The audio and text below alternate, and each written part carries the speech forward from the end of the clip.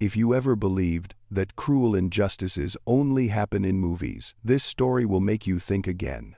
Because it doesn't begin with a shock, it begins with very familiar things. Things that many people have experienced, but rarely dare to talk about. Before we delve into the story, if you're watching this video and your heart skips a beat after just the first few seconds, please take a moment to like, share, and subscribe to the channel. Not to support us personally, but so that stories like this can continue to be told for those who once thought their pain was invisible. Now, let me tell you about Naomi Walker. Naomi wasn't the kind of person to be overlooked. She was a black woman in her 40s with a slender figure and deep, thoughtful eyes. Her gait was always slow and deliberate, as if each step had been carefully considered. No rush, no unnecessary steps, no need to prove anything. Naomi is the CEO and founder of Walker Health Systems, a company that provides community health solutions to low-income areas in the United States. She sat across from boards of directors, signed contracts worth tens of millions of dollars. She's used to pressure, used to skeptical stares, used to maintaining composure in rooms where she's the only one out there. And at this time, Naomi was 7 months pregnant. Her round belly made her gait slower than usual. Not because she was weak, but because she was carrying another life, another heartbeat, a responsibility greater than any meeting. That morning in New York, Naomi stood in front of the mirror in her small Brooklyn apartment, adjusting her cream-colored linen coat. She placed her hand on her stomach and took a deep breath. "It's just a flight," she told herself. "Just go to Paris, sign the contract, and then go home." She never thought that flight would become one of the most painful memories of her life. The flight departed from JFK Airport, bound for Paris. Naomi's original ticket was premium economy, a sensible, budget-friendly, and stylish choice. But her husband Daniel Walker used his accumulated miles to upgrade her to first class. "You need to relax," he said over the video call the night before. "For yourself, and for the baby." Naomi smiled then. A gentle smile tinged with weariness and gratitude. She had no idea that that very first-class seat would be where it all began. As Naomi boarded the plane, the cabin was cool and quiet. There was the smell of new leather seats, hot coffee, and an air of order and wealth. She walked slowly down the aisle, pulling her small suitcase behind her. A flight attendant stood at the entrance to the first-class cabin. The name on the nameplate is Claire Whitman. Claire was in her early 50s, her blonde hair neatly styled in a bun, her lipstick a deep red. Her form-fitting uniform was so perfectly ironed it was almost stiff. She was smiling broadly at a white man in a suit, standing in front of Naomi. "Welcome back, Mr. Harrison," Claire said, her voice as sweet as honey. "We're so glad to have you here." The man nodded, satisfied. Then it was Naomi's turn. The smile on Claire's lips disappeared. Not faded, but vanished completely. Claire's gaze swept over Naomi, from her naturally curly hair and tanned skin to the noticeable baby bump beneath her dress. "Boarding pass," Claire said. No greeting, no eye contact, just a dry command. Naomi was familiar with this moment. She had encountered it in high-end boutiques, in boardrooms, at hotel reception desks. She took out her phone and opened the e-ticket. "Good evening," Naomi said, her voice calm. "I'm in seat 3A. Claire wasn't looking at the screen. She was looking at Naomi. "Are you sure?" Claire asked, tilting her head. "The economy boarding area is at the back. It's easy to get confused." The words fell like a drop of cold water into the airplane cabin. Naomi didn't react immediately. In her mind, a familiar struggle began. Am I being too sensitive, or is this just another one of those moments? She moved the screen closer. Gay 3A, Naomi Walker. Claire took the phone, stared at it for a few seconds as if looking for some kind of error. Finally, she returned the phone. "To the left. Hurry up. Don't block the way. No apology." Naomi dragged her suitcase to her seat. She tried to lift it into the overhead compartment, but her pregnant belly made the movement difficult. "Could I be of a little help?" Naomi asked softly. "My doctor told me not to lift anything heavier than my head. Claire laughed, a dry, hollow laugh. "I'm a flight attendant, not a porter," she said. "If you can carry it onto the plane, you can carry it yourself." Naomi felt her face flush, not from embarrassment, but from suppressed anger. Before she could say anything, a deep male voice rang out from the front. "Let me," Naomi returned. The man sitting in seat 2A stood up. He was in his 60s, wearing a dark blue blazer, looking simple, almost unremarkable. He neatly lifted Naomi's suitcase and placed it in the overhead compartment. "My wife has been pregnant 4 times, he said, smiling slightly. "I understand." Naomi exhaled. "Thank you," she said softly. The man nodded and returned to his seat. Before sitting down, he glanced at Claire's name tag. Then he took out a small notebook and jotted something down. Naomi didn't pay much attention. She sat down in seat 3, placing her hand on her stomach. She thought the worst was over. She was mistaken. Because in Claire Whitman's eyes as she turned away, there was no confusion, no embarrassment. There is only one thing, the frustration of not having finished the task. And the flight has only just begun. Naomi Walker is used to having to reassure herself. Sitting in seat 3, her back against the soft leather, she closed her eyes for a few seconds, not to sleep, but to put everything back in its place. "Calm down," she whispered, "just a grumpy flight attendant." It's not the first time. But her body wouldn't listen to her reason. The hand resting on her stomach was still trembling slightly, not from fear, but from a feeling that was far more familiar. The feeling of being judged before being listened to. Naomi has lived with that feeling almost her entire life. She grew up in Cleveland in a family that wasn't wealthy but was strict. Her father was a night shift nurse. Her mother worked in the public library. From a young age, Naomi was taught 2 things. First, you must be better than others to be treated as equals. Second, never let anyone see you lose control. She carried those 2 lessons with her throughout her career. When she founded Walker Health Systems, Naomi was the only Black woman in the meeting room with many partners. She learned to speak more slowly, never interrupt anyone, always smile even when being spoken to rudely. It wasn't because she was weak. It was because she understood a bitter truth. That sometimes a single misstep can wipe out 10 years of effort. Sitting on the plane right now, Naomi knew she was facing that very choice. She can stand up. She can ask for an apology. She can call another chief flight attendant. But then what?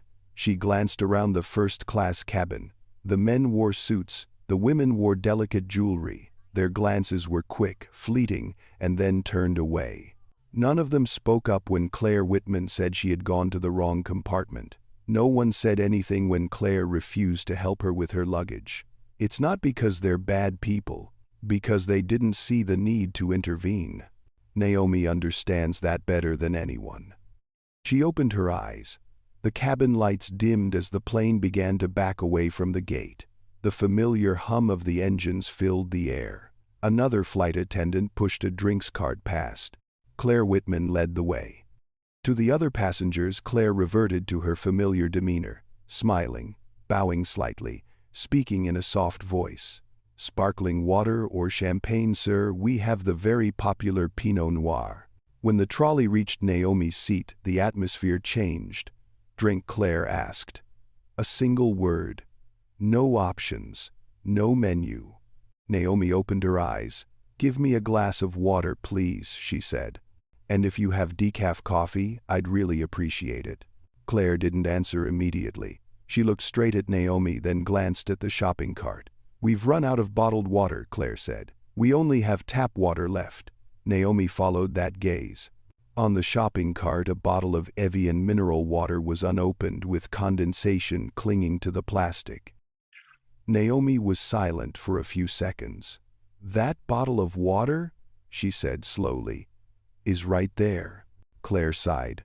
She didn't hide it. "That's for platinum passengers," she replied. "And for frequent flyers. You're an upgrade passenger." There was no sorry, no hesitation. Naomi felt something tighten in her chest. It wasn't because of thirst. It was because of the way the words were spoken. She nodded. "Then give me tap water," she said. Claire placed a plastic cup down on Naomi's folding table. No napkin, no greeting. Then pushed the cart onward. Naomi looked at the glass of water in front of her. The water was slightly cloudy. It wasn't cold. She didn't drink it right away. In seat 2A, the older man lowered his newspaper. He looked at Naomi, then at the cup. His gaze wasn't one of curiosity, it was one of observation. He took a sip of mineral water from his glass. A thin slice of lemon floated to the surface. Then he opened his small notebook. He wrote another line. Naomi didn't know that. She's busy doing something else. She was wondering, as she had so many times before, am I overreacting, or is this really what's happening? She thought about the baby in her womb, a boy if the ultrasound results were correct. She wondered if when her children grew up, they would have to learn the same lessons she had, that they had to be better, that they had to be calmer, that they had to know when to be silent. The aircraft has reached a stable altitude. The seatbelt warning bell rings. Naomi started to feel hungry. A pregnant woman's hunger is unlike normal hunger. It's a dull, persistent feeling, and it can be overwhelming. She looked at her watch. It had been over an hour since takeoff. The food cart started being pushed out. The smell of hot food filled the cabin. Grilled chicken, warm bread. Naomi sat up straight. She wasn't asking for much, just something to eat. The car drove past seat 1A, stopped. They exchanged words, laughed and talked. Go to seat 2A. Stop. The elderly man chooses his order. Thank you. The car continued moving. Go past seat 3A. Don't stop. Naomi blinked. I'm sorry, she said, raising her hand slightly. You overlooked me. Claire stopped the car. Turn around slowly. Oh, she said, feigning surprise. I thought you didn't want to eat. You brought so much. Naomi looked at her bag, a small canvas bag inside which were only her laptop and notebook. I only have one granola bar, Naomi said. And I'm hungry. Claire tilted her head. We're out of chicken, she said, and we're out of pasta too. Naomi looked around. The cabin wasn't full. Is that all? She asked. First come, first served, Claire replied. There's one vegetarian salad left. Would you like it? Naomi felt a lump in her throat. She didn't want to argue. She didn't want to explain that pregnant women need protein. She didn't want to have to prove her needs were justified. Yes, she said. I'll have a salad. The salad plate was set down. The leaves were soft, cold. Naomi held a fork, but she hadn't eaten yet. A figure leaned over from seat 2A. Miss Naomi, the man said softly, if you don't mind. He pushed his plate of grilled chicken over. I'm not very hungry, he said. The doctor told me to lower my cholesterol. Naomi looked at him. Are you sure? She asked. He nodded, completely. Naomi hesitated for a second. Then she nodded. Thank you, she said. Really. She ate, in small bites. The dizziness subsided. Claire Whitman saw it from the front of the cabin. Her eyes darkened. In Claire's mind, it wasn't a kind gesture. But it is a challenge. And in that moment, Claire made a decision. A decision she would later wish she had never considered. Naomi doesn't know. She only knew that fragile sense of peace that had just returned was about to be shattered. And this time, it won't be invisible scratches anymore. After eating a few pieces of chicken, Naomi Walker gently set down her fork. It wasn't because she was full, it was because she realized something very clearly. She is being watched. The feeling wasn't loud, it wasn't distinct, but it was so familiar that Naomi couldn't mistake it. She looked up and inadvertently met Claire Whitman's gaze from the back of the cabin. Not the professional stare of a flight attendant checking the area, but a longer than necessary stare. Don't blink. Don't dodge. Then Claire turned away. Naomi took a deep breath, telling herself she was tired. Pregnancy made her more emotional. She didn't want to add more pressure to herself. Just stay put, she thought. Don't let it escalate. The plane glided smoothly at cruising altitude. Outside the window, white clouds stretched out like endless fields of cotton. Naomi often loved this moment when flying. The moment when the world below temporarily disappeared. A rare moment of tranquility. But today there's something wrong with that silence. A younger flight attendant, Emily Carter, walked past, pausing for a second at seat 3A. "Are you all right?" Emily asked softly. Her voice was young and hesitant. Naomi smiled. "I'm fine, thank you." Emily nodded, but before she could say anything more, Claire Whitman appeared right behind her. "Emily," Claire said, her voice not loud but sharp. "Galley, now." Emily flinched, apologized to Naomi with her eyes, and then turned away. Naomi watched. She noticed a fleeting tension on Emily's shoulders as the girl quickened her pace forward. Once again, Naomi wondered, am I imagining things?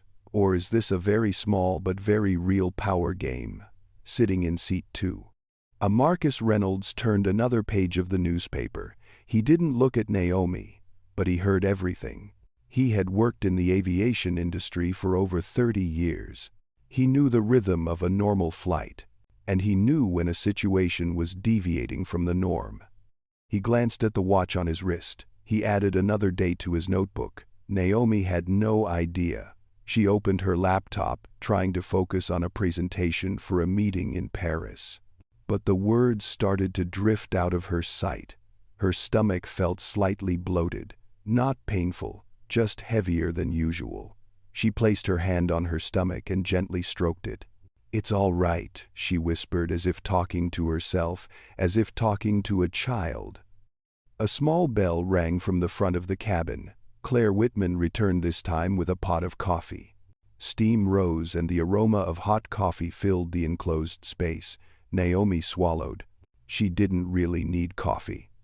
But the cold from the air conditioner made her shiver slightly. She raised her hand slightly. "I'm sorry," Naomi said. "I was asking about decaf coffee earlier." Claire paused. Slowly. "We're experiencing turbulence," she replied. "Hot drinks aren't safe." Naomi nodded. "I understand," she said, "but I see the seatbelt light is off." Indeed, the indicator light had just gone off a few seconds ago. "The plane is stable." Claire tightened her grip on the coffee pot handle. "We follow the flight crew's assessment," she said. "Not personal requests." Naomi subtly frowned when she clicked on the words, "personal request." "I'm not asking," Naomi replied, her voice still. "I'm just asking." Claire looked at Naomi for a moment. Then she smiled, a smile that doesn't reach the eyes.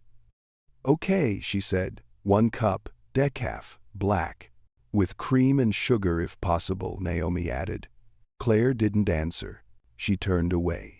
Naomi leaned back in her chair. A very slight feeling of unease began to spread through her chest.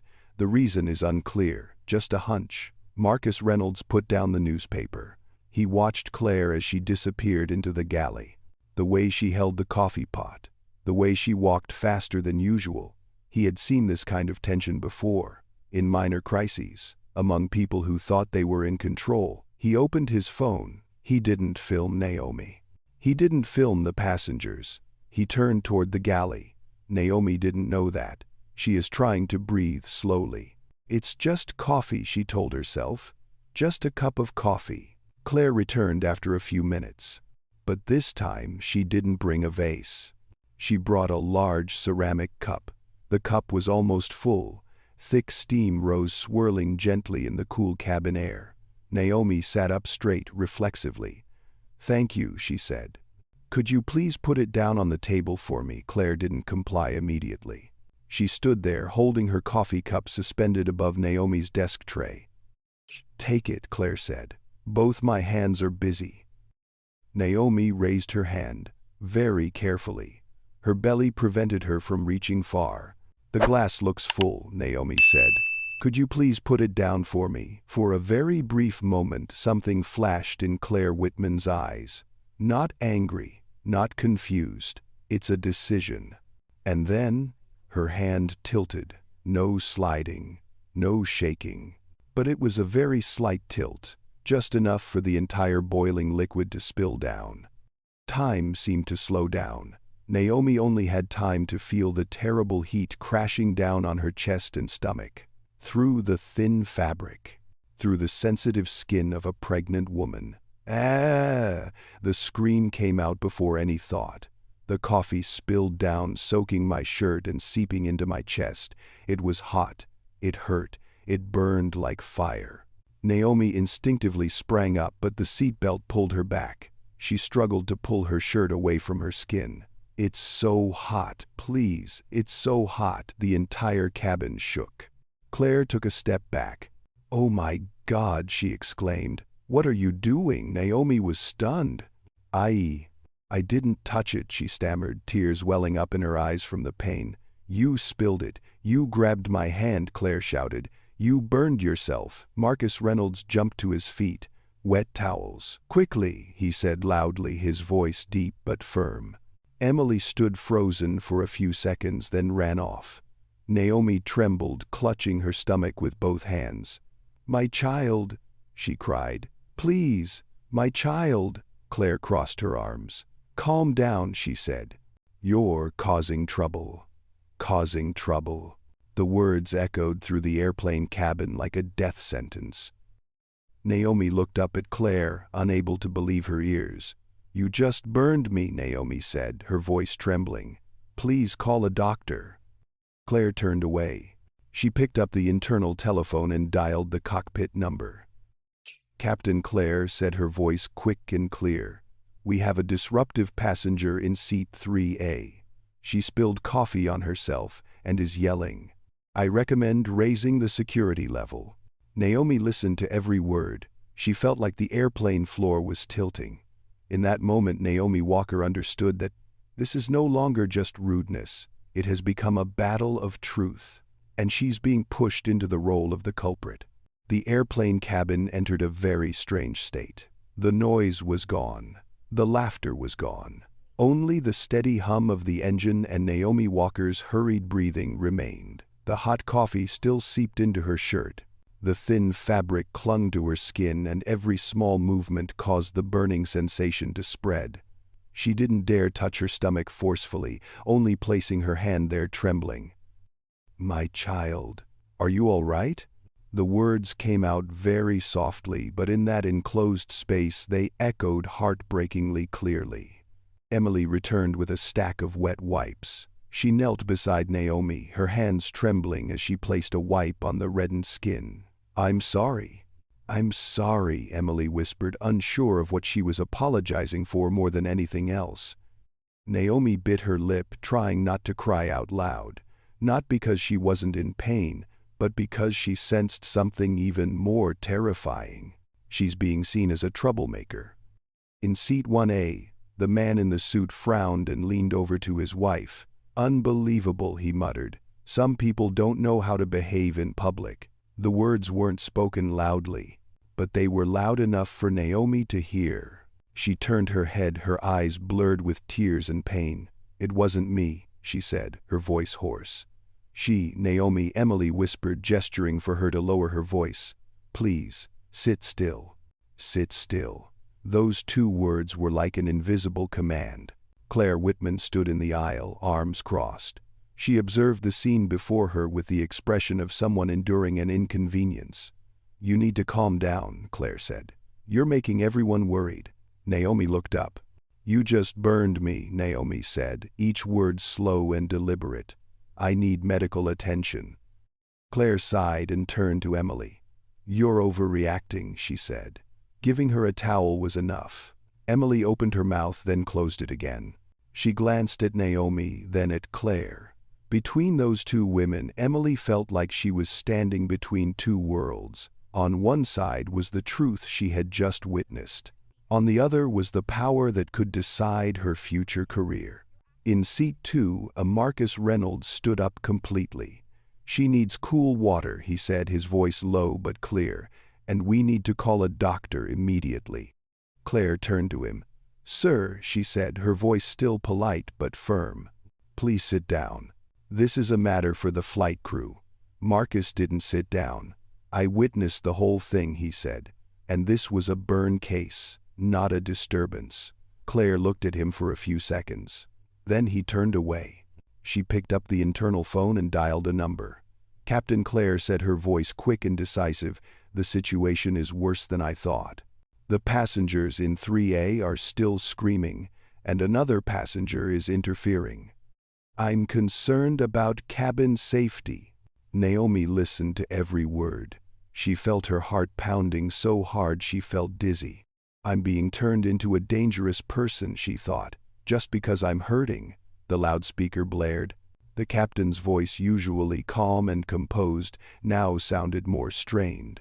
"Ladies and gentlemen, we are currently handling a security situation in the front cabin. Please remain seated and keep your seatbelts fastened until further notice." The word security is like a knife. Naomi noticed the expressions in their eyes were beginning to change. It's no longer curiosity, it's suspicion. Few passengers in the back craned their necks to look up, whispering to each other. Nobody knew what had happened, but they had heard enough to draw a conclusion. Naomi Walker, a woman trembling from burns and fear, is being viewed as a threat. She felt her throat dry up. What dated inane? "No," she whispered. "Please, don't." Claire moved closer, bending down to Naomi's eye level. "If you don't cooperate," Claire said softly but sharply enough to cut through skin, "we'll have to use restraint. And the police will be waiting for you when you land." Curb, police, Paris. Naomi closed her eyes tightly. Disjointed images flashed through her mind.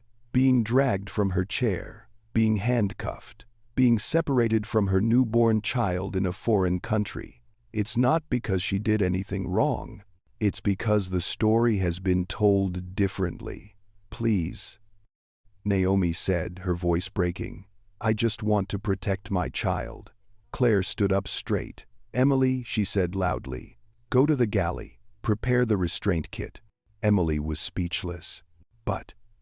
"She's burned," Emily said, her voice low but trembling. "She needs a doctor." Claire spun around. "Do you want to lose your job?" Emily remained silent. She looked at Naomi one last time, her eyes filled with apology, then turned away. The airplane cabin fell silent again. A heavy silence. Naomi opened her eyes. She looked around. Those who used to laugh and eat with her so freely now avoid her gaze. No one stood up. No one asked what had happened. Naomi realized a painful truth. That in moments like these, the silence of others is not neutrality. It's a choice. In seat 2, a Marcus Reynolds clenched his fists. He'd seen enough. He'd heard enough. And he understood that if he did nothing, this story would end in the worst possible way. He stepped out into the hallway, not fast, not angry. But each step he took changed the atmosphere in the cabin. "That's enough," Marcus said. His voice wasn't loud, but it made Claire freeze. "She has crossed the line." Claire gave a faint smile. "Sir," she said, "please return to your seat before the situation worsens." Marcus looked straight into her eyes. "Trust me," he said slowly. "It's about to get more serious, but not in the way you think." Naomi looked at him. For the first time since the coffee spilled, she felt she wasn't completely alone anymore. But she didn't know. She had no idea that in just a few minutes the balance of power in this airplane cabin would completely reverse. The airplane cabin no longer feels like a place to travel. It's like a courtroom without a judge. Naomi Walker sat motionless in seat 3A, her hands resting on her stomach. The wet towel Emily had given her had cooled down. The burning sensation on her skin was still there, lingering and persistent. But what was making Naomi's breathing most difficult wasn't the burns. It's about how people are looking at her. No one said anything. No one asked if she was okay. No one asked what had happened. Their eyes darted quickly, then turned away, as if she were something not to be trifled with. In the foreground, Claire Whitman stood tall, her arms crossed in front of her chest. It was the posture of someone who believed she was in control. She glanced at Naomi, then looked around the cabin, as if to make sure no one else would challenge her story. Emily returned from the galley empty-handed. Naomi looked at the young girl, her eyes pleading. Is there a doctor on the plane?" Naomi asked, her voice weak. "I'm so worried about my child." Emily opened her mouth to reply. Claire interrupted without turning around. "Take your place." Emily stood still for a few seconds. Then she bowed her head. "Yes," she said softly. Naomi watched Emily's retreating figure. She felt a cold emptiness spread through her chest. So she thought, when no one is willing to confirm the truth, then the truth doesn't matter anymore. A passenger in the seat opposite cleared their throat. "It really shouldn't be done," he said loud enough for a few people to hear. "Pregnant women should be more careful," Naomi Quay sang. "I was careful," she said. "She come," the man interrupted. "I see you're quite agitated." Incitement. Naomi bit her lip tightly. She realized one thing very clearly. The more she talked, the more convincing the story Claire Whitman had concocted became. Marcus Reynolds remained standing in seat 2A. He didn't say much, but his eyes followed every reaction in the cabin. He had attended crisis meetings where just one wrong statement could completely distort the truth, and he's seeing that happen right before his eyes. Claire Whitman turned toward him. "Sir," she said, her voice slightly sharp, "I asked you to sit down." Marcus didn't answer immediately. He looked at Naomi, at the dark coffee stain on her shirt, at the way she was trying to remain calm, even though she was clearly in pain. Then he turned to look at Claire. "She called this situation a security threat," Marcus said. "On what basis?" Claire didn't blink. "Based on behavior," she replied. "This passenger was disruptive, shouting, and uncooperative." Marcus raised an eyebrow. "She screamed," he said slowly, "after being burned by a hot liquid. That's a human reflex." Claire pursed her lips. "Sir," she said, "I've been trained to assess the situation, and I'm doing my job." Marcus nodded slightly. "Then, let me ask you one more question," he said. "Did you report this situation as a medical incident?" Claire was silent for a very brief moment. "No," she replied, "because this isn't a medical incident. This is disruptive behavior." Naomi heard that. She felt her heart sink. One sentence, just one sentence, but it can decide everything. If this isn't a medical emergency, then she's no longer someone who needs help. She is someone who needs to be controlled. The loudspeaker blared again. "Ladies and gentlemen," the captain's voice said, "please remain seated. The crew is handling a situation that requires control." The phrase "needs to be controlled" sent a chill down Naomi's spine. She felt the baby in her belly move slightly. A gentle tap. "Are you okay?" Naomi whispered. "Tell me if you're okay." She didn't know who she was talking to, the child or herself. Claire Whitman moved closer. "Miss Walker," Claire said, her voice firm. "If you continue to be uncooperative, we will have to apply the prescribed restraint measures." Naomi looked up. "What do you want me to do?" Naomi asked. "I've sat still. I'm not screaming anymore. I just need help." Claire leaned down close enough that only Naomi could hear. "You need to stop making yourself the center of attention," Claire said. "And stop making people feel unsafe, insecure." Naomi chuckled softly, a short, broken laugh. "You know," Naomi said, her voice trembling but clear, "I've run a healthcare system that served hundreds of thousands of people. I know what safety is." Claire stood up straight. "That's irrelevant," she said. "Here I'm the one in charge." In seat 2, a Marcus Reynolds clenched his fists. This was the moment he realized something.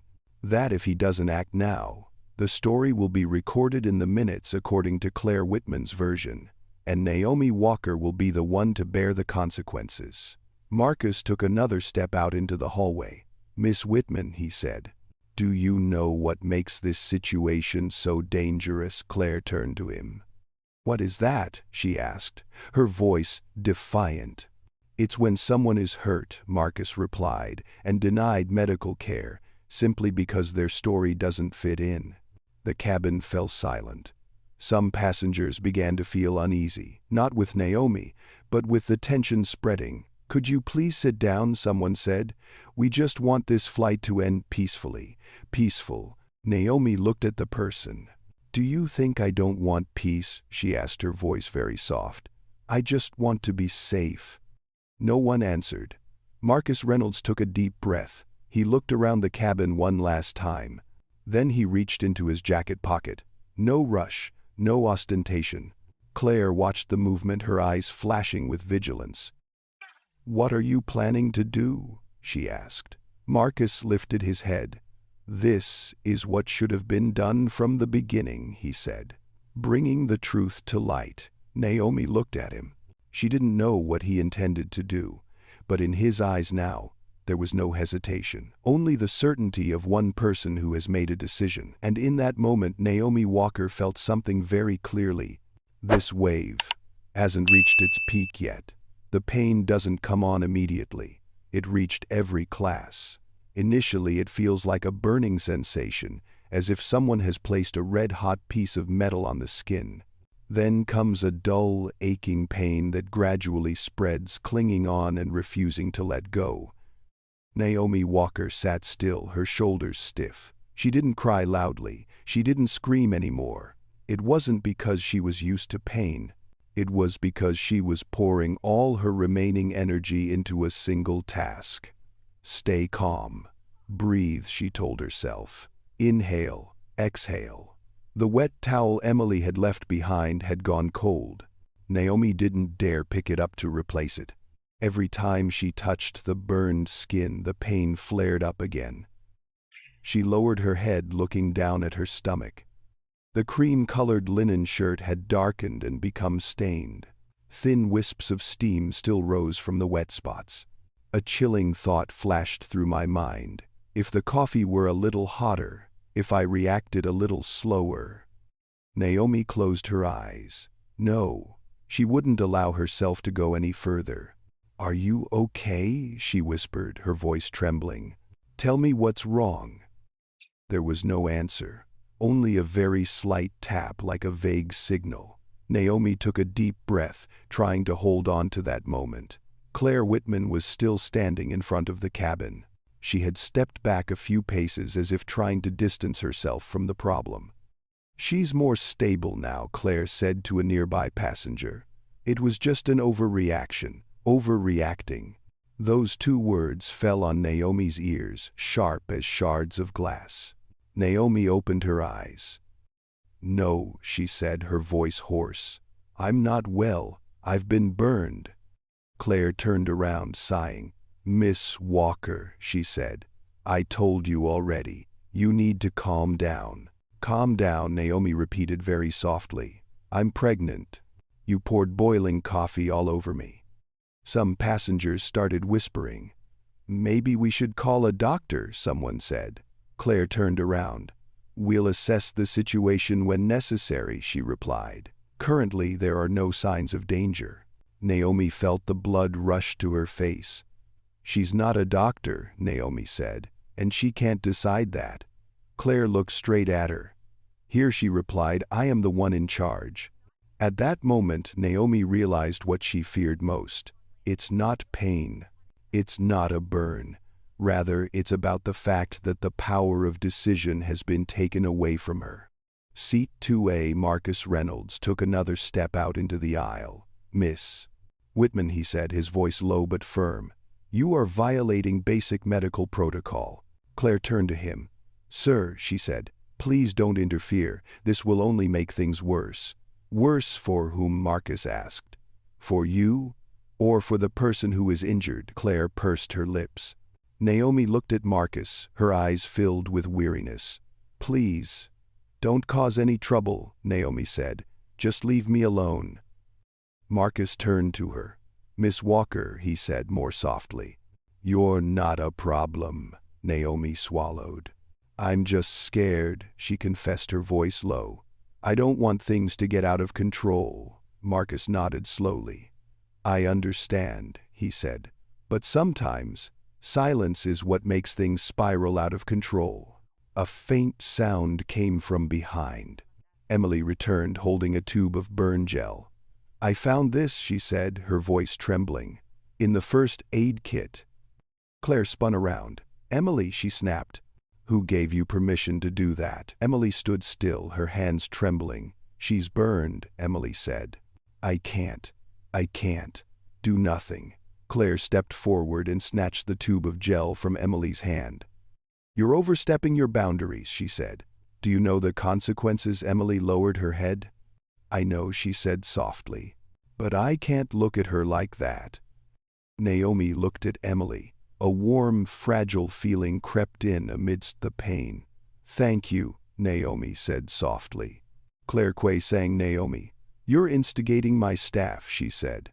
"This will be noted. Acknowledged." Naomi let out a soft laugh, a weary laugh.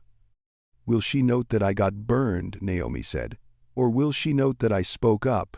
Claire didn't answer. She turned away and dialed the internal telephone number. Captain Claire said, "The situation is not completely under control. The passengers continue to resist. I suggest we prepare a containment plan if necessary." Naomi heard it. A chill ran down my spine. "Curb." She looked down at her hands. Her fingers were trembling involuntarily. "No," she whispered, "that can't happen." She thought of Daniel, of the small room in Brooklyn, of the unfinished crib. She thought about having to explain it to her child later. What did my mother do when others treated her unfairly? She closed her eyes. Tears welled up silently. Marcus Reynolds watched the scene, his heart sinking. He had witnessed many crises in his life, but rarely had he seen such blatant injustice. A woman is injured, an unborn child, and a system that chooses to silence instead of heal. Marcus took a deep breath. He knew he didn't have much time left. If this cabin is officially recorded as a security incident, then all subsequent evidence will become meaningless. He reached into his jacket pocket. This time it's not going to be slow. It's about being decisive. Claire Whitman saw that movement. "What are you doing?" she asked sharply. Marcus lifted his head. "We're about to bring this to a close," he said. "The right way." Naomi opened her eyes. She didn't know what he intended to do, but in Marcus's eyes at that moment, there was no anger. There is only one thing that is very rare: responsibility. And in that moment, Naomi Walker understood that. Her pain forced someone else to stand up. No one in the cabin realized how important that moment was. There were no loud noises, no collisions, just a well-timed remark. Claire Whitman stood upright, holding the intercom. She turned to face the front of the cabin, took a deep breath, and then spoke in a clear, distinct voice. Captain Claire said, "We confirm the passenger in seat 3A is engaging in prolonged disruptive behavior. She is uncooperative and continues to incite those around her." Naomi Walker heard every word. They didn't arrive all at once. They fell one by one like cold stones: disruptive, uncooperative, inciting. Naomi looked around. No one objected. No one stood up and said they had seen anything different. She suddenly understood. The truth doesn't disappear. It's just obscured by a more confidently told story. The loudspeakers switched on. "Ladies and gentlemen," the captain's voice boomed through the cabin. "We are handling a situation involving a passenger's non-compliance with regulations. For the safety of this flight, please remain seated. No more situation, no more assessment. Now it has become a form of non-compliance." Naomi felt a tightness in her chest. She looked down at her hands. They were trembling, not from the cold, but because her body was reacting to genuine fear. A passenger in the back whispered, "It's probably another disturbance on the plane." "These days," someone else replied, "people don't know how to control their emotions." Naomi lifted her head. "That's not it," she said, her voice hoarse, but trying to sound clear. "I've been burned. I'm just asking for help." A woman turned around and looked at her. "You should calm down," she said. "You're making everyone tense." Naomi was stunned. She suddenly realized something painful. In this moment, she was no longer seen as a grieving mother. She was seen as a problem that needed to be addressed. Emily stood at the front, her hands gripping her apron tightly. She heard everything, but she said nothing. Claire Whitman turned toward Naomi. "Miss Walker." Claire said, her voice changed. No longer feigned politeness, no longer soft-spoken. "If you continue talking to other passengers, we will be forced to implement restraint procedures." Naomi opened her mouth. Then it closed again. A single question echoed in her mind. "I'll add." Is that helpful? She thought of the board meetings, the time she had to choose when to speak up, and she realized an ironic truth. Here on this plane, her CEO title means nothing. She was just a passenger who was labeled. Marcus Reynolds looked at Naomi. He noticed how she was withdrawing into herself, how her shoulders slumped, how her eyes were losing focus. He had seen that before. This applies to employees who are labeled difficult to work with. It also applies to those who speak up and are then labeled uncooperative. Marcus took another step. "Miss Whitman," he said, his voice calm, "you are creating a false record." Claire turned around. "Sir," she replied, "please sit down. This is no longer a matter for debate." "This isn't a debate," Marcus said. "This is the truth." Claire smiled softly. "The truth is," she said, "she's disrupting the flight." Naomi burst out laughing when she heard that. It wasn't a joyful laugh. It was a dry, broken laugh. "I sat still," Naomi said. "I didn't touch anyone. I didn't get up. I just hurt." Claire bent down to Naomi's eye level. "The problem," she whispered, "is not what you do. It's how you make others feel." Naomi looked Claire straight in the eyes. "You made me feel unsafe," Naomi said. "Did you record that in your report?" Claire stood up straight. "No," she replied, "because that's irrelevant, unrelated." Naomi closed her eyes. In that moment, she decided to remain silent. It wasn't because she agreed. It was because she wanted to protect the child in her womb. She placed her hand on her stomach and breathed slowly. Marcus Reynolds saw that. He saw Naomi's decision to withdraw. And he understood why. Because sometimes silence is the only way to survive. But Marcus also understood something else, that if everyone remained silent, this story would end very badly. Claire Whitman turned back to the front of the cabin. "Emily," she said, "prepare the restraint kit." Emily was startled. She's sitting still," Emily said, her voice trembling. "She's not doing anything." Claire spun around. "Are you disobeying orders?" Emily shook her head, tears glistening in her eyes. "No," she said. "Let's go," Claire interrupted. Emily turned away, her shoulders trembling. Naomi opened her eyes. "Don't," she said, her voice weak. "Please don't do that." Claire didn't look at her.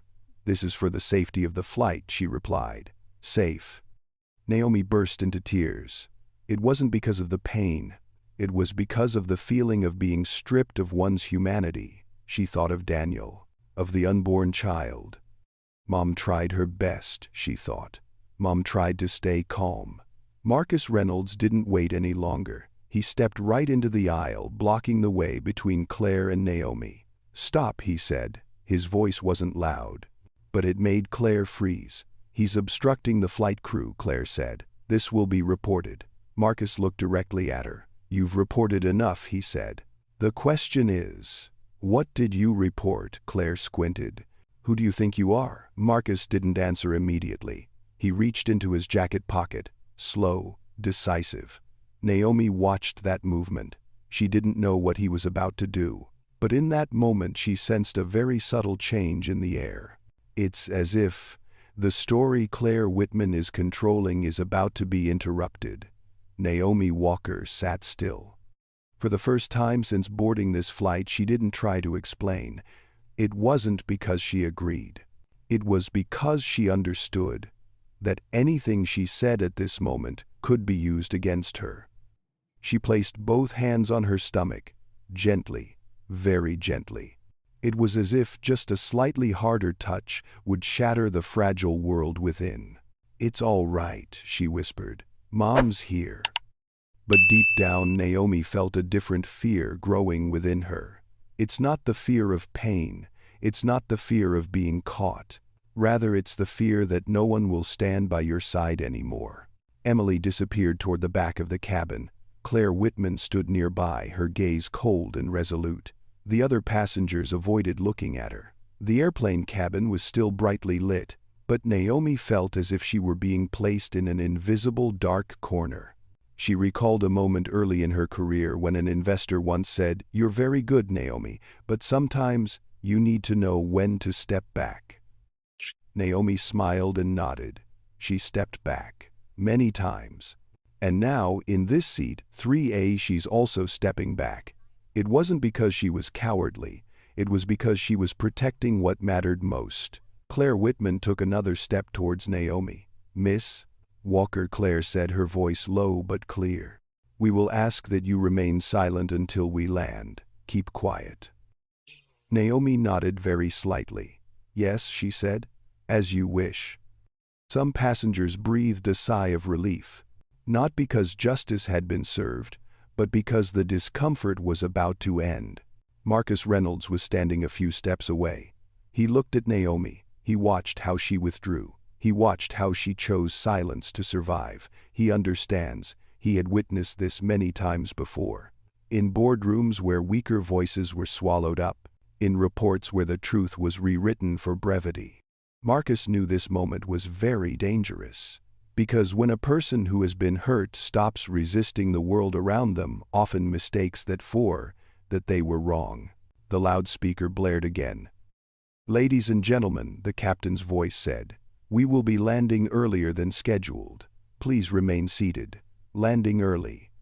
Naomi understood what that meant. This matter will be transferred. From the aircraft cabin to the ground.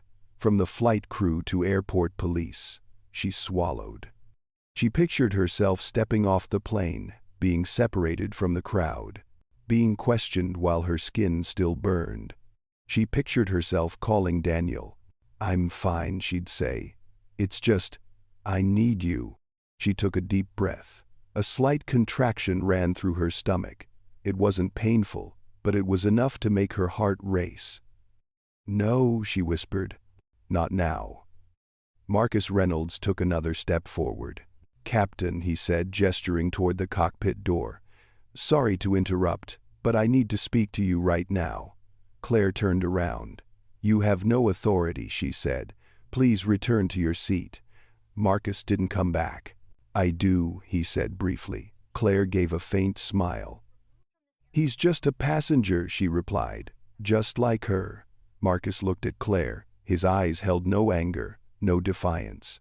"It's just, the decision has been made." "Yes," he said. "I am a passenger now." But more than that. Naomi heard it but didn't turn around. She no longer had the strength to hope. She just wanted this flight to end. She wanted to go home. She wanted to be safe. Claire moved closer to Marcus. "If you continue to obstruct us," she said, "we will have to apply security procedures to you as well." Marcus nodded. "You can do that," he said. "But before you do, I want you to read this." He reached into his jacket pocket. At that moment, the entire cabin seemed to hold its breath. Nobody knows what's going to happen, but everyone senses that something is changing. Marcus pulled out a black leather wallet, not big, not flashy. He opened it. Inside wasn't cash. It wasn't a credit card. Instead, it was a neat, shiny metal identification tag that gleamed in the cabin lights. Claire squinted. "What is that?" she asked. Marcus took a step towards her. "Read it," he said. "Read it aloud." Claire looked at the card. For a very brief moment, the confident expression on her face faded. Just one beat, very fast. But Marcus saw it, and a few passengers in the front row saw it too. Claire swallowed. "I don't need," she began. "Read it," Marcus said, his voice low but heavy. "Because everyone needs to know who you're talking to." The airplane cabin was so quiet you could hear the hum of the air conditioner. Naomi closed her eyes. She didn't turn around. She didn't look. She was exhausted. Marcus Reynolds. Claire read, her voice softer than before. Chief Executive Officer. She stopped. Marcus didn't rush. Keep reading, he said. Claire took a deep breath. Chief Executive Officer, Apex Global Aviation Group. A wave of silence spread throughout the cabin. It wasn't the uncomfortable silence of before. It was the silence of newly opened awareness. A passenger in the front row let out a soft gasp. Oh my God. Naomi opened her eyes. She turned her head. For the first time, she looked directly at the man sitting in seat 2A, Marcus Reynolds. The person who helped her carry her suitcase, the person who changed her meal, the person who didn't say much. The person who was just named is the CEO of the corporation that owns this airline. Naomi felt her heart pounding, not because of joy, but because of a very strange feeling. The feeling of someone finally getting to see something. Claire Whitman stood motionless. Everything she had built up over the past hour is starting to shake. Marcus folded his wallet shut. Now, he said, his voice calm, we're going to talk about what just happened. The airplane cabin remained silent. But this time the silence was on Naomi Walker's side. And Naomi understood that she hasn't won yet. But she no longer loses. No one applauded. No one cheered. The airplane cabin fell into a completely different kind of silence. It wasn't the silence of fear. It was the silence of people realizing they had been on the wrong side. Marcus Reynolds stood in the middle of the aisle. He didn't hold up his ID. No need. The name alone was enough to change the atmosphere in the cabin. Claire Whitman remained standing, but her back was no longer straight. Her shoulders slumped slightly, as if her body had grasped something her mind hadn't yet processed. Sir, Claire began. You can't, Marcus raised his hand. Just a small movement. Stop, he said. His voice wasn't loud. But no one dared interrupt him. He turned toward the cockpit. Captain Marcus said, his voice clear. I need to speak to you right now. The cockpit door opened. The captain stepped out, his face tense, having overheard snippets of what was happening. Then his gaze settled on Marcus Reynolds. Just 1 second. But that's enough, Mr. Reynolds, the captain said, his voice softening. Sir, I didn't know you were on this flight. It's all right, Marcus replied. Now you know. Marcus turned to look at Claire. Miss Whitman, he said. You just reported to the captain that this was a security incident, right? Claire pursed her lips. Yes, she said, based on passenger behavior. Marcus nodded slowly. Then, I will report back, he said, that this is a serious medical incident, and that your initial report was wrong. Claire suddenly looked up. You can't say that, she said quickly. You weren't there from the beginning. Marcus looked directly at her. I was sitting in seat 2A, he replied. I was there from the moment she refused to help with her luggage, from the moment she refused water, from the moment she skipped her meal, and from the moment she tilted her coffee cup. Everyone in the cabin held their breath. Claire opened her mouth, then closed it again. Marcus continued. I recorded the time, I recorded the spoken words, and I have video. He held up his phone. He didn't film Naomi. He didn't film the passengers. Only Claire Whitman is featured. Do you want me to send this to flight safety? Marcus asked. Or would you like us to handle this according to procedure right here? Claire turned pale. She turned to the captain as if seeking an escape route. Captain, Claire said. You can't just obey. The captain raised his hand. Miss Whitman, he said, his voice firm. I need you to answer a question. Claire turned around. Would you call this a medical incident? Claire remained silent. Did you call a doctor on the flight? The captain asked further. Silent. Are you allowing the use of a full first aid kit? Claire bowed her head. Her silence was the clearest answer. Marcus Quay of Naomi. For the first time since he stood up, his voice softened. "Miss Walker," he said. "I'm sorry." Naomi looked at him. She didn't say anything right away. She's trying to process a very strange feeling. It's not about gloating. It's not about victory. Rather, it's the weariness of someone who has finally been believed. "I just want my child to be safe," Naomi said. Her voice was soft but firm. Marcus nodded, and that, he said, was not respected. He turned to the captain. "Captain," Marcus said, "I request that medical procedures be activated immediately. Is there a doctor on board? Please speak up." A hand was raised in the back seat. "I'm an emergency room doctor," a man said, "and I'm listening." Marcus gestured. "Please." The doctor stepped forward and knelt beside Naomi. He quickly examined the burned area and asked a few brief questions. "She needs to be properly cooled down," the doctor said, "and she needs to be monitored upon landing." Naomi nodded. Claire Whitman stood a few steps away.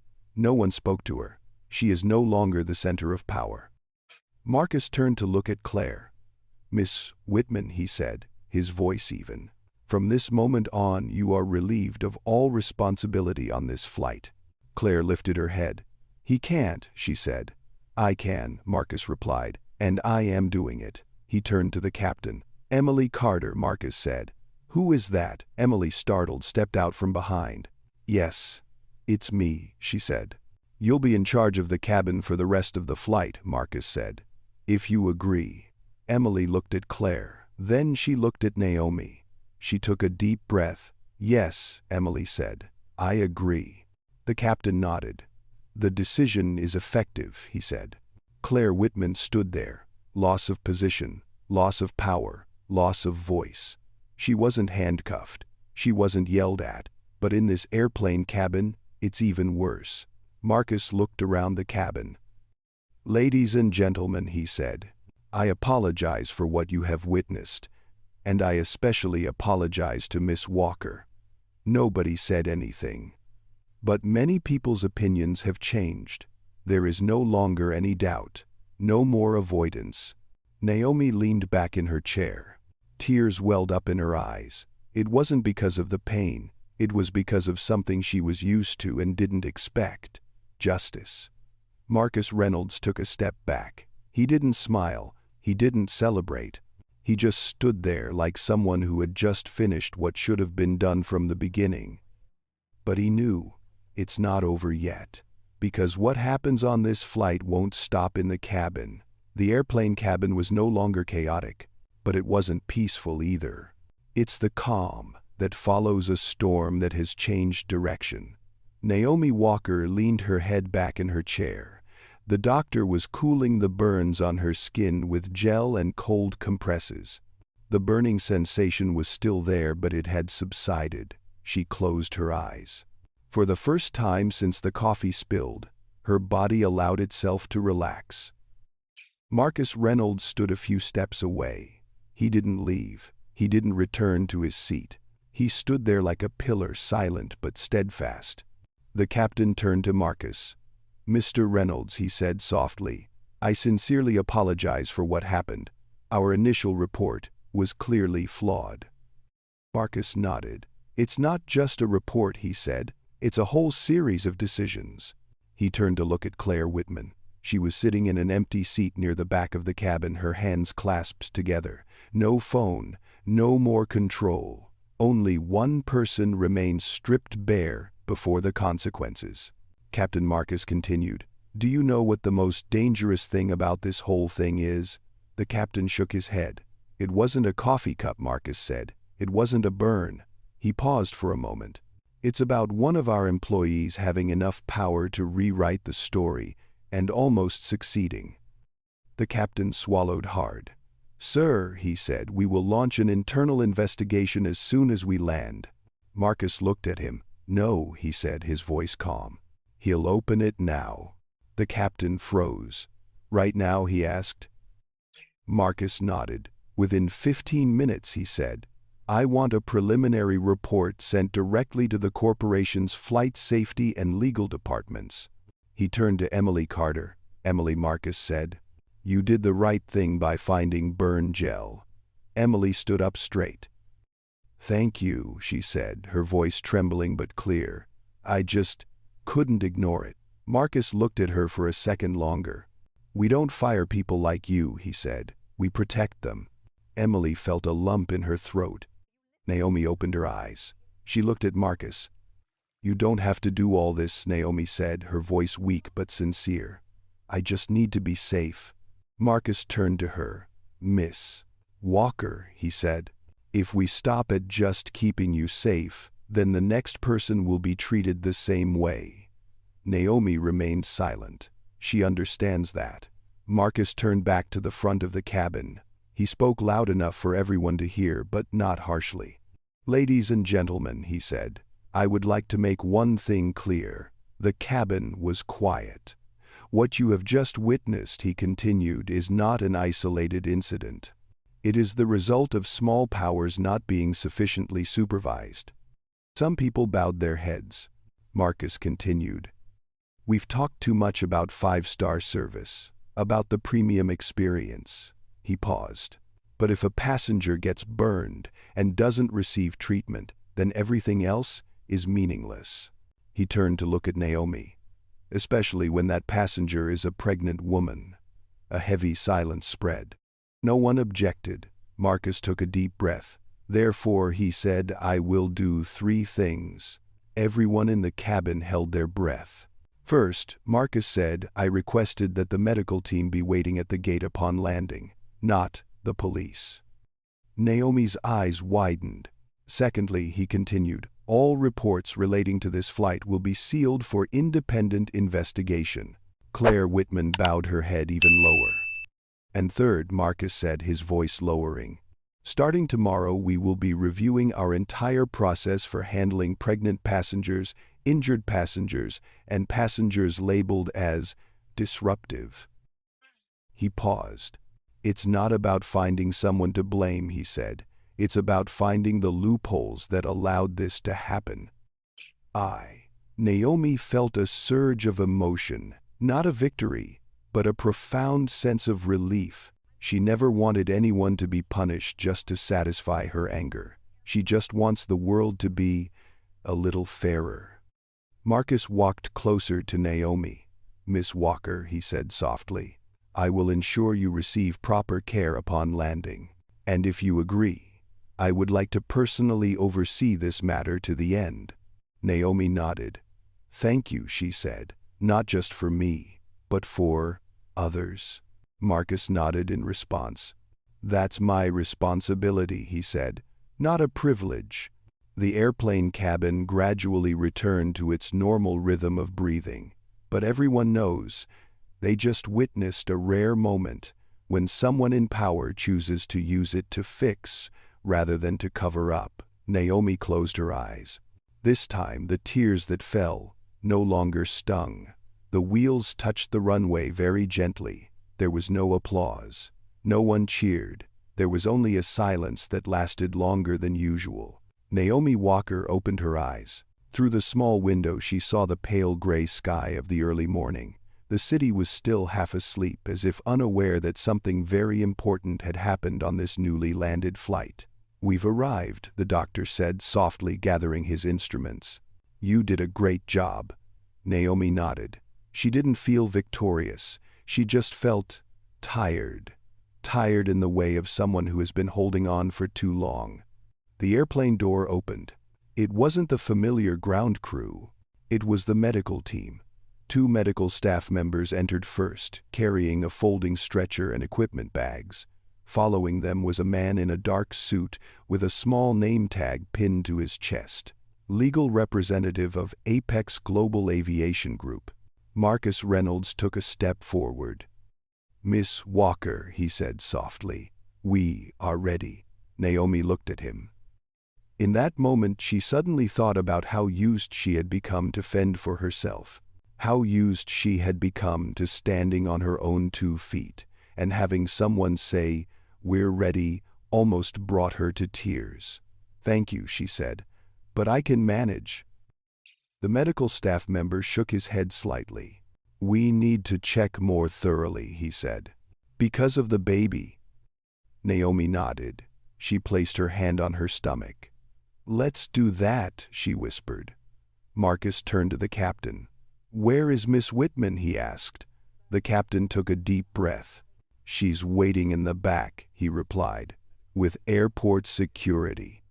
Marcus nodded. Okay, he said. Let them do their job.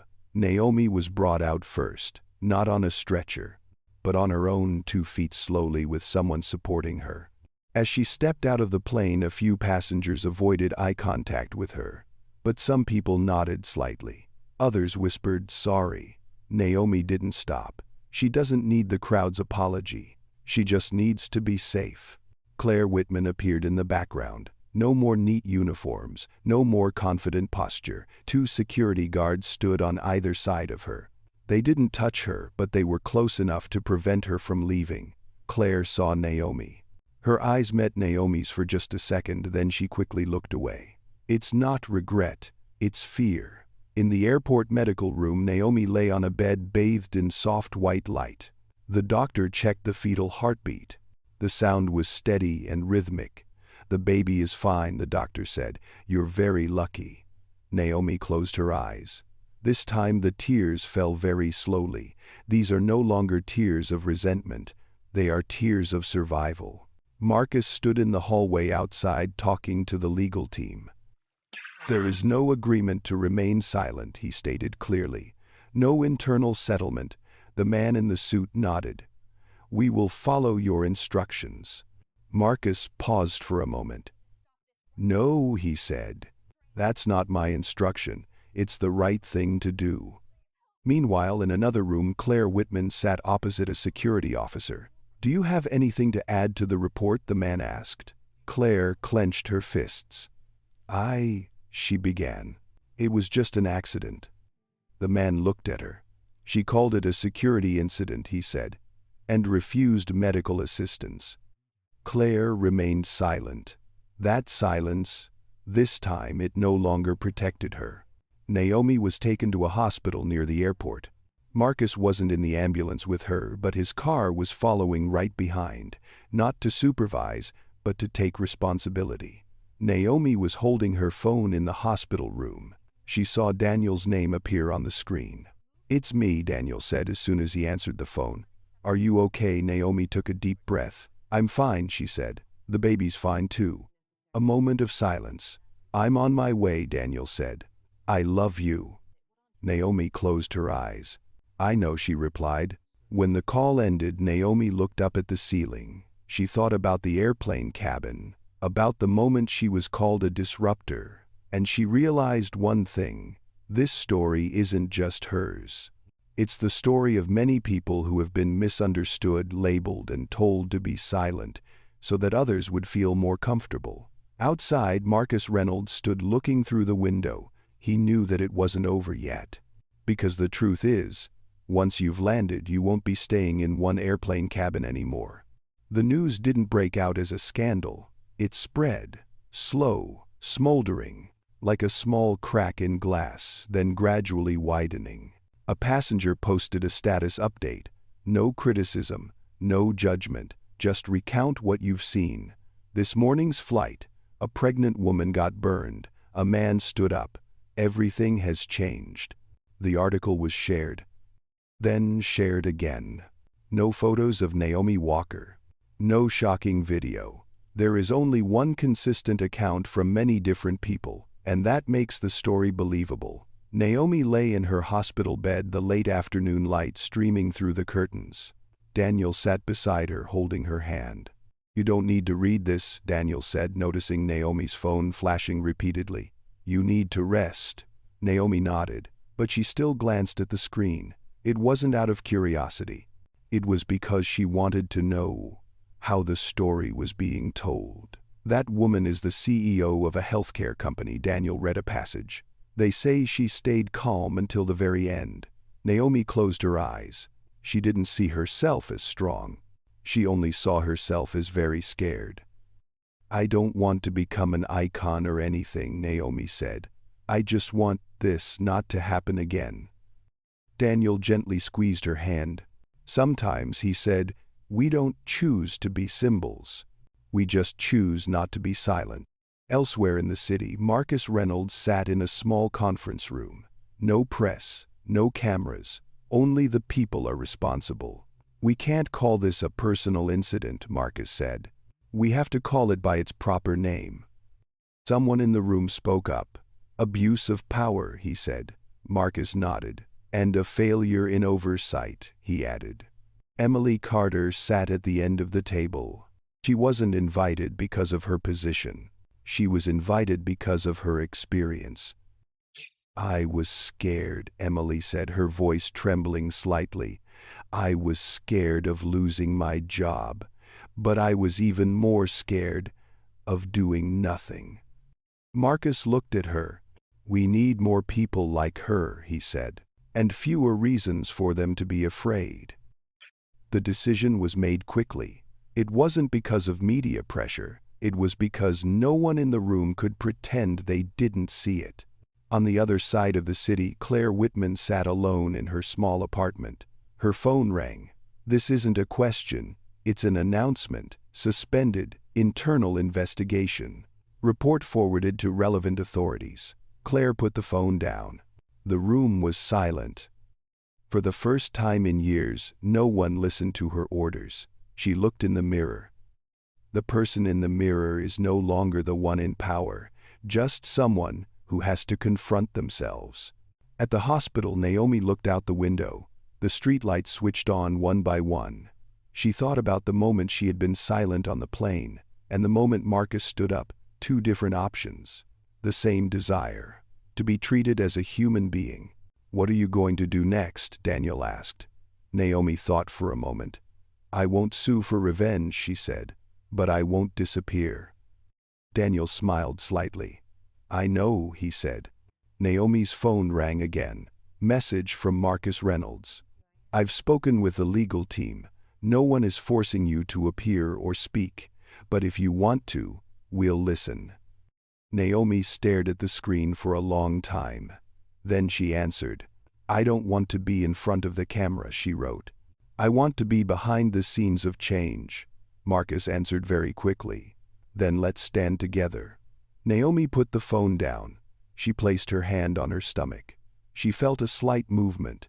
My child, she whispered. I can't control this world, but I can try to make it a little kinder. Outside the hospital, the city continues to move. People go to work, drink coffee, board other flights. Not everyone knows Naomi Walker's name. Not everyone knows what happened. But something has shifted. It's small, but it's real. And sometimes that's all it takes to get started. 3 months later, the morning started very slowly. Sunlight streamed through the living room window, spreading across the light-colored wooden floor. The aroma of freshly brewed coffee wafted gently through the air. Not harsh, not rushed. Naomi Walker sat in an armchair by the window. One hand rested on her stomach. The other held a cup of warm tea. It's not coffee. At least, not yet. She took a deep breath. She exhaled slowly. Her body had healed. The burns were just faint pink marks fading over time. But there were other marks that were invisible. Daniel came out of the kitchen. Are you okay? He asked. Naomi nodded. It's better than yesterday, she smiled. And much better than that day. Daniel placed his hand on her shoulder. No further comment was made. They both understood. In another city, in the conference room of Apex Global Aviation Group, Marcus Reynolds stood before a group of new employees. There was no stage. There were no slogans hanging on the walls. Only one question was written on the board. What happens when we don't believe? The passenger's story. Marcus turned around and looked at everyone. The answer, he said, is that we can hurt them a second time. No one laughed. No one was distracted. Emily Carter sat in the front row. She was no longer a junior employee. She wasn't proud of her promotion. She was proud that she hadn't turned away. Marcus ended the training session with a very short sentence. Power doesn't lie in controlling a situation, he said. It lies in protecting the people in that situation. In another corner of the city, Claire Whitman emerged from a small building.